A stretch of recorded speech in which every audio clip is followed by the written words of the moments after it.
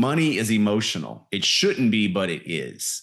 And trying to take emotion out of money-making decisions is one of the things that most people have not been able to do. And it's why they are where they are financially. I don't know too many people that have broken the chains of financial struggle and are fearful of money and are still emotionally super tied to it. You have to be free of those emotions so that you can think clearly. If you're constantly worried about it, then you can't click the button to do the trade. Yesterday, I had a very successful trade and it was a lot of money. And I didn't think twice about it because I had enough education around the decision I was making.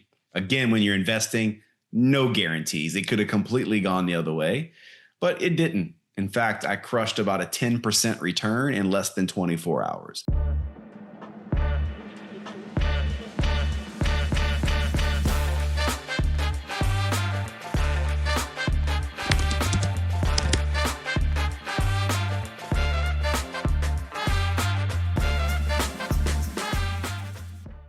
Hey guys, welcome back to the Freedom Factory. It's exciting to have you guys back here with me for another episode. Thank you all for your feedback. I get messages throughout the week.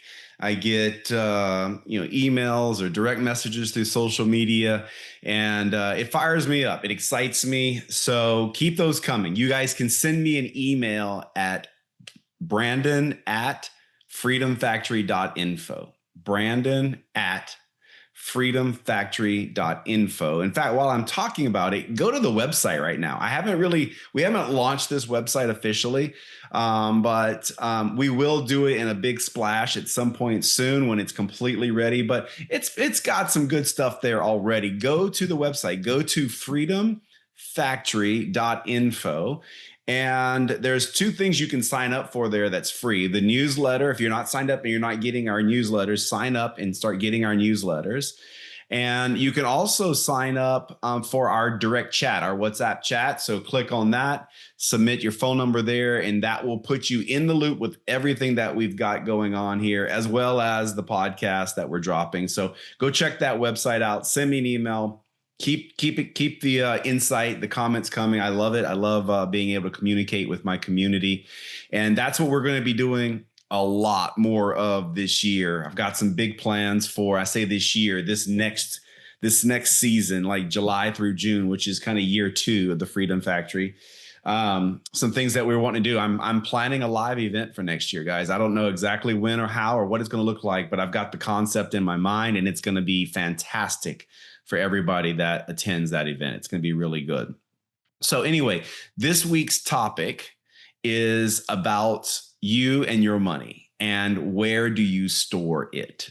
So I want to talk to you a little bit about what I do, give you some ideas and some concepts, because I believe a lot of you probably, because of either fear or lack of knowledge, are missing out on some opportunities. And so neither one of those are acceptable, right? Fear is not acceptable because fear is nothing more than just lack of education. That's what it is.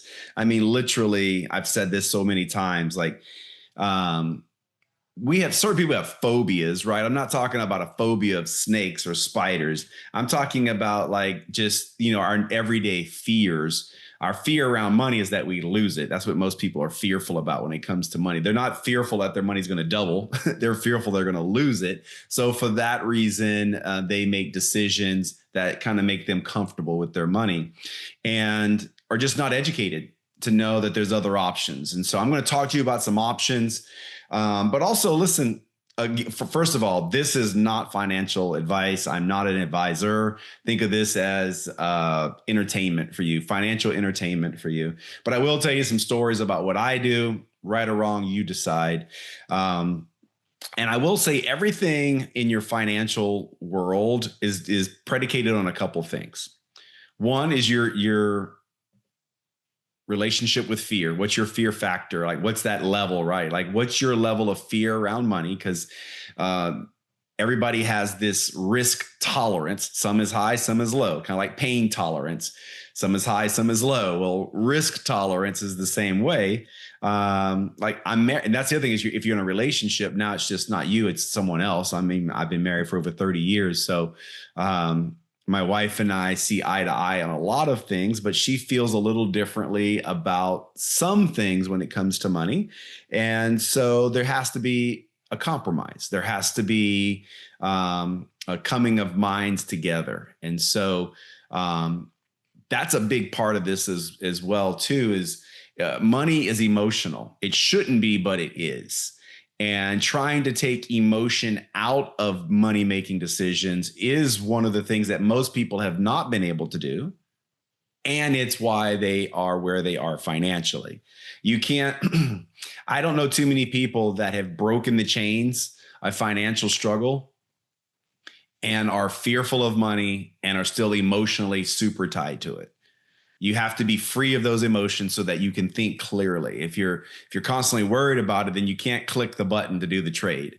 Like just yesterday, I had a very successful trade, and it was a lot of money, and I didn't think twice about it because I had enough education around the decision I was making. Again, when you're investing, no guarantees. It could have completely gone the other way, but it didn't. In fact, I crushed about a 10% return in less than 24 hours, which feels good. It feels good to know that I've kind of mastered the fear around that. But so risk is one of the things that is what makes people make decisions around money. The other thing is your age. So I'm over 50. I'll be 54 later this year, which is crazy to even think that I'm creeping up. I'm not that far away from being able to draw some money on some retirement accounts, which is simply mind blowing to me because in my mind, I'm still very young and retirement age, like that's crazy. However, when you're making investments or when you're talking about your money and where you're going to store it and how you're going to store it, your age matters because simply the older you get, the less or the more magnified the mistakes are, right? Just simply because if you're younger and you make a mistake, you've got time to fix it. I can't make a massive mistake because I don't have that much time to fix it if I want to live the rest of my life without having to do the massive amount of work I've already done earlier in my life. I guess that's a good way to say it. Like if you want to keep working as hard or harder than you've ever worked for the next 10, 20, 30 years, then you can make mistakes. But I like hard work, but I don't want to have to be forced to do that. Okay. And that's what this whole thing is about. The Freedom Factory is about putting you guys in a position so that you are in control of money, in control of your time. So where do you store your money? The worst place is a checking account. The worst place is a checking account. Please do not leave loads of your money in a checking account because you will just spend it. It will just be spent. Okay, so don't do that. The second worst place would be just in one of your low interest savings accounts. Anything when I'm thinking, and there's some people getting less than 1% interest on their money. Don't do that. There are so many things available to you that will pay you triple that, which is still not enough, but triple's better, right? If you're making 1%, 3 or 4% is much, much better. Now, do I have checking accounts? Yes, of course. Do I have savings accounts? Yes, of course. But it's a shuffling or sweeping of money. It doesn't start there. It might end there, but it's not all of it. Okay. So money goes into an account, income comes in, it's got to go into some account, right? But then it's dispersed into these other storehouses. And that's what I wanted to talk to you guys about today. So I'm not talking about day-to-day money. Okay. That can go in the checking account. Just put the minimal to cover your bills, your lifestyle. It's the rest of the money that you're storing, your storehouse of funds. All right. So beyond just a higher yield savings account, there's a few things that I have done. Right now, like I said, I'm in my 50s and I have been for a while putting money into accounts that are tax deferred. Sometimes I'm paying tax going in. So basically, we're talking some IRAs. All right. So a Roth IRA is simply you pay taxes and then you deposit in. this account. So then when you go to withdraw, there's no taxes to be paid. The other is more of a traditional IRA, which money goes in untaxed, but when it comes out, it is taxed at whatever your tax bracket is. So why would you choose one or the other? Well, if you think you're going to be making more money at 59 and a half or 60 than you are earlier in life when you might want access to the money, you would want to do a Roth IRA. In other words, go ahead and if I'm going to be making more money then, that means I'm going to be taxed more, right? If I'm making less now, the better time to pay taxes is now. So pay the taxes now, put it in the Roth, and then when it comes out, it's untaxed. The opposite is, no, I'm making tons of money now, and I'm going to make less in my 60s. And remember, guys, you can be smart with this. Okay, I could make an argument for both of these because if you own your own company, which all of you should, if you own your own company, don't you determine how much money you make? Right? Like, don't you determine that? Like, aren't you in control of how much money you make? So what I'm saying is you kind of can control your income, but if you're a W-2, you can't. So in a traditional IRA, you go ahead and pay the taxes now. No, you put it in and pay the taxes later. Okay. So that gives you the tax break now, but you got to pay taxes later. Right. So both of those have an advantages, and I have both. In fact, a good portion of my income is stored in a traditional IRA that I actually self-direct. Now, this is the important part. I want all of you guys to get to a level where you are the one making decisions on how that money is growing, because you will be feed to death. You will be feed to death. Make sure that that money is growing faster than inflation. Make sure that account is growing faster than the fees are eroding it away. All right. You guys know the US dollar, currencies around the world are literally evaporating in value. And you must have a plan for this. So your money has to outpace, the growth of your money has to outpace inflation. Okay. I almost said inflammation. So I do have a self-directed IRA that is growing at more than 10. I'm hoping actually the number this year for me, my goal is 20% growth in this account. And it's growing. You can only contribute. I think I saw today, some tax accountant can correct me, but or tax lawyer, but $8,000, if up to $8,000 you can put into this account. Well, my account has grown by 6 figures this year. And so that's a beautiful thing, right? If I can only contribute 8, but it's growing by 6 figures, that's a beautiful, beautiful thing. And it's going to continue to compound until I'm 59 and a half. And then I can start drawing on that money. That is a fantastic way, guys. If it's just in a simple savings account, making 1% interest, and I can make 10 to 20% interest, it doesn't take a mathematician to figure that out, right? So a great place to store your money if you're starting to think about retirement type stuff, right, is in one of these type accounts.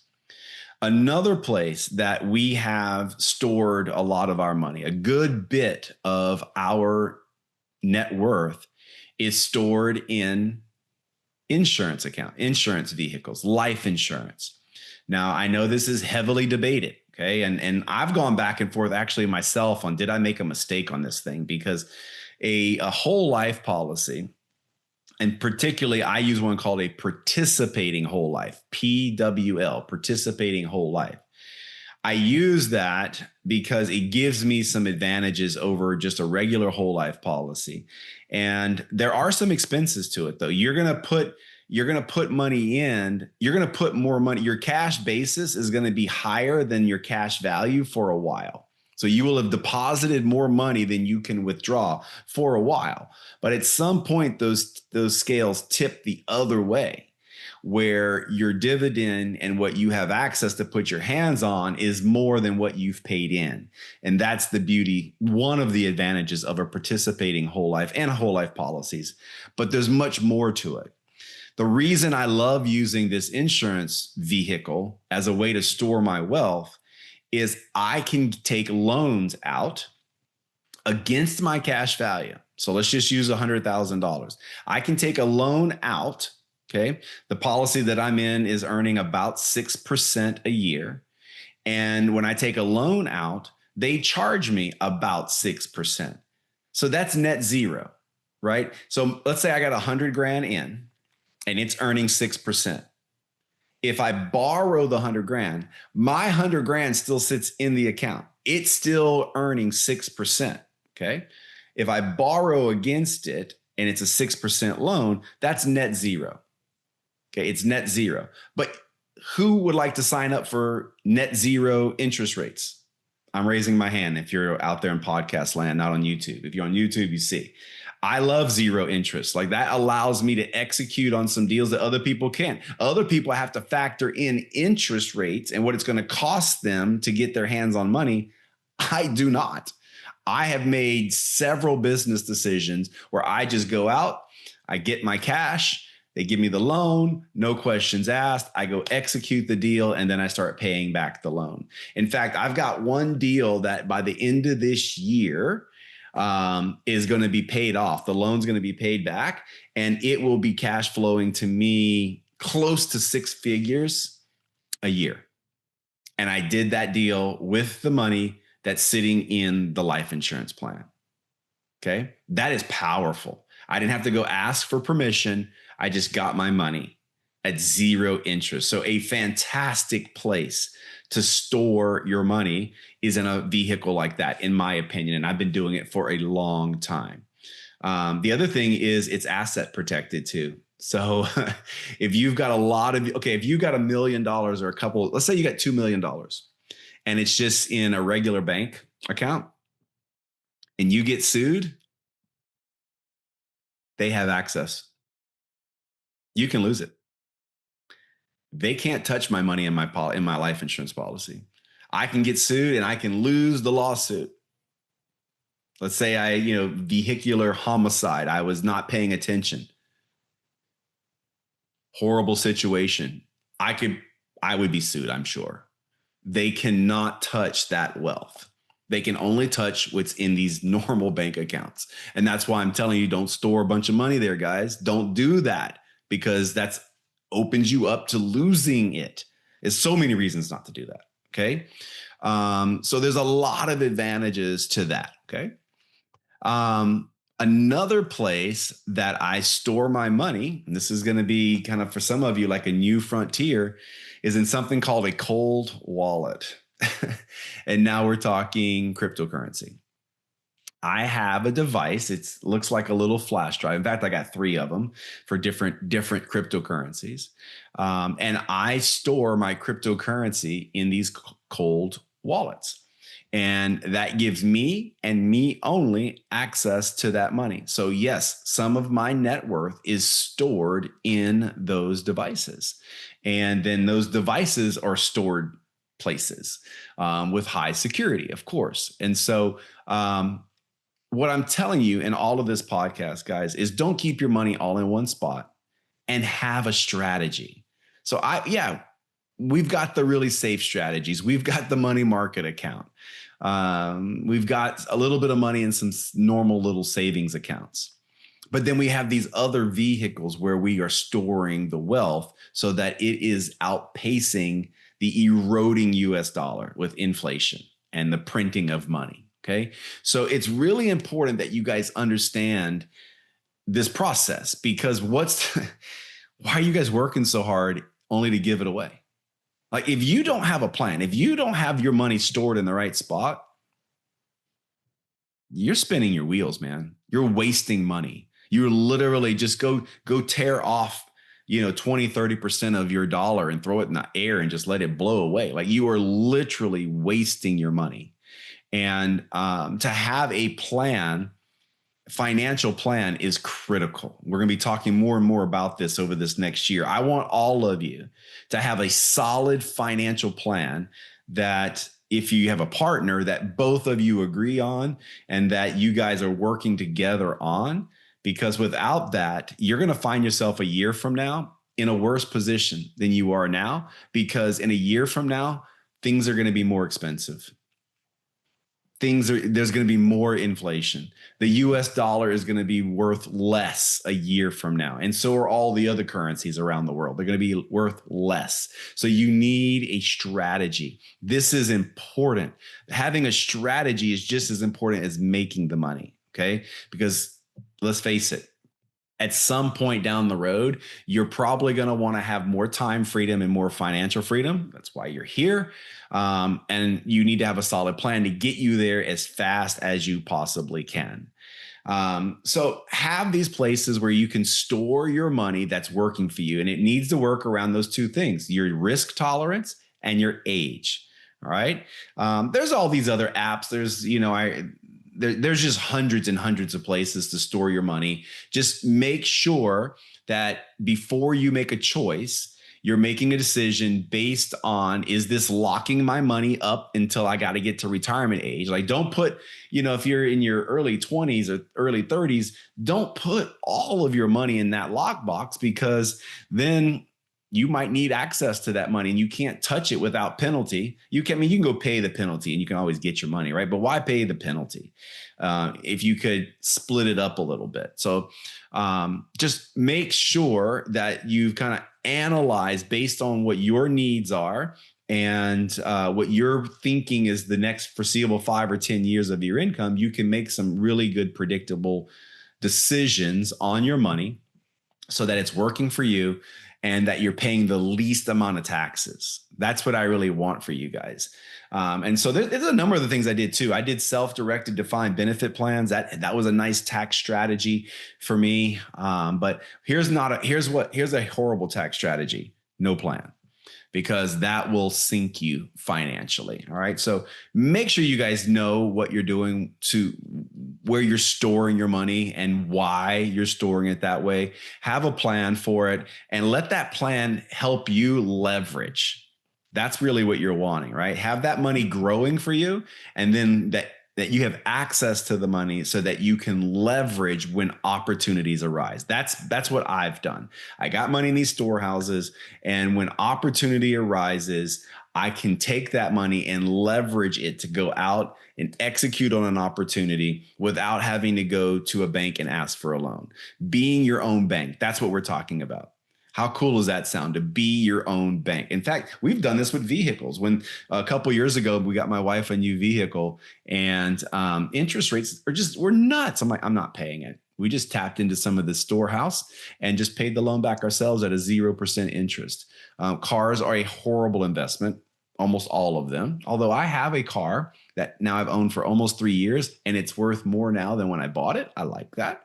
But that's not most cars. Like every other car I've ever owned, I lost lots of money on, right? But nevertheless, that allows me and you, when you got your money put away in the right vehicles, it allows you to make the right financial decision and without having emotion. Like, why, if you want a certain car, you shouldn't let the interest rate predict that.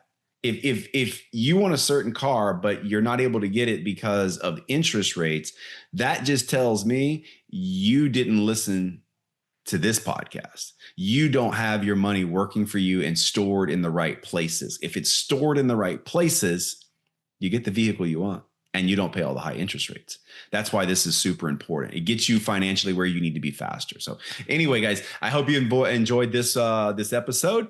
We're going to continue this year pushing hard for you guys. And we're opening up a couple of things, guys. For all of my listeners, I told you to go to the freedomfactory.info. Go in there and click on the chat button and get your phone number in there because we do have this WhatsApp chat going. I'm dropping information in there all the time. It gives you kind of some behind the scenes and some up to date. Like this thing happens once a week. I'm dropping information in there that you might want to know. Kind of like that trade I did yesterday, like making 10% in less than 24 hours. I don't mind sharing that stuff with you guys. And I will, and I do in these threads. So make sure we're connected and that we're, maybe connected more than just once a week. But thank you guys for being here. I will see you next Monday. Bye-bye.